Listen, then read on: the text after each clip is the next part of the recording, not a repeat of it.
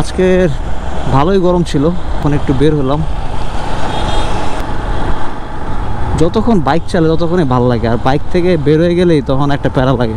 কথা সত্যি। আরে বাসের জন্য কত মানুষ দাঁড়িয়ে আছে এরকম। আসলে নিজের বাহন থাকলে ব্যাপারটা খুব সুন্দর, আর বাহন না থাকলে এরকমই কষ্ট করতে হয় বাসের জন্য। আমি এরকম 2 দিন কষ্ট করছি, মানে বাইক সেল করার পর 2 দিন মনে কষ্ট করছি না, 3 দিনের মতো।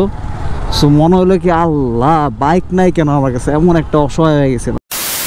আমি বুঝি না, পুলিশের চেকপোস্ট আছে আর আমারই থামাইলো না, কিন্তু কথা হলো পিছনে ওরা থামায় নাকি কে জানে। আমি কোনো সময় কেন পুলিশের সামনে পড়ি না, পুলিশের সামনে আসলেই পুলিশ আমার ছেড়ে দেয়।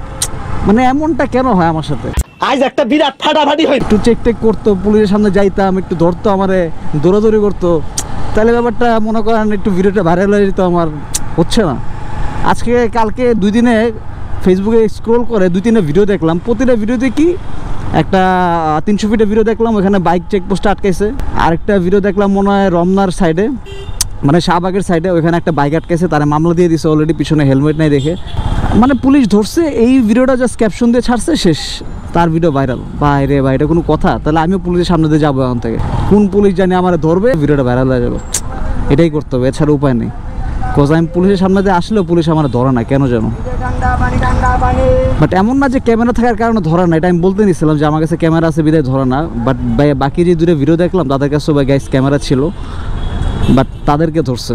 সো ক্যামেরা কোনো ফ্যাক্ট না, হয়তো আমাকে দেখে ধরে না কেন আমি ঠিক বলতে পারতেছি না, আপনারা কমেন্ট করে জানান।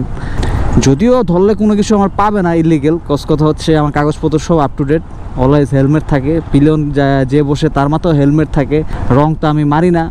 সো কোনোভাবে ধরার কোনো অপশন নাই, বাট আমি চাই ধরুক। এখন কি আমি 1000 টাকা একটা মামলা খাবো, তারপর ভিডিওটা ভাইরাল করবো নাকি চিন্তা করতেছে। মেট্রো রেল জানিয়ে দিতে হবে একদিন। বহুদিন মেট্রো রেলে উঠি না। প্রথম যখন মেট্রো রেল উদ্বোধন হয়েছিল তখন মেট্রো রেলে উঠছিলাম, এরপরে আর উঠা হয়নি মেট্রো রেলে।